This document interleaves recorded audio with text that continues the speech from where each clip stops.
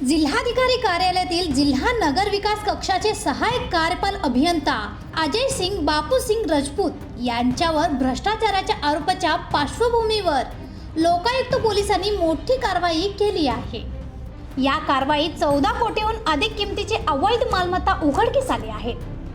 एकाच वेळी 60 ठिकाणी छापे टाकण्यात आले। यात बेळगाव शहरातील 3 घरे, कार्यालय तसेच बँक लॉकरची तपासणी करण्यात आली। या शोध मोहिमेत मोठ्या प्रमाणात अवैध संपत्ती सापडली असून प्राथमिक तपासातच गंभीर गैरव्यवहार समोर आला आहे। तपासादरम्यान सौदत्ती, हुक्केरी आणि हुबळी परिसरात एकूण 18 प्लॉट्स असल्याचे आढळून आले आहे। याशिवाय सुमारे 5 किलो 960 ग्राम सोने व हिऱ्यांचे दागिने तसेच 5 किलो चांदीचे भांडे जप्त करण्यात आले आहेत।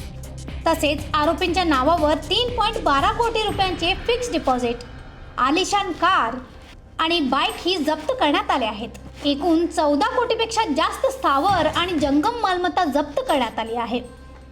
या प्रकरणी उत्पन्नापेक्षा जास्त मालमत्ता बळगण्याचा गुन्हा दाखल करण्यात आला असून लोकायुक्त SP यांच्या मार्गदर्शनाखाली पुढील तपास सुरू आहे। बँक लॉकरची तपासणी पूर्ण झाल्यानंतर आणखी मालमत्ता उघडकीस येण्याची शक्यता वर्तवली जात आहे। अशा आणखीन अपडेटसाठी फॉलो करा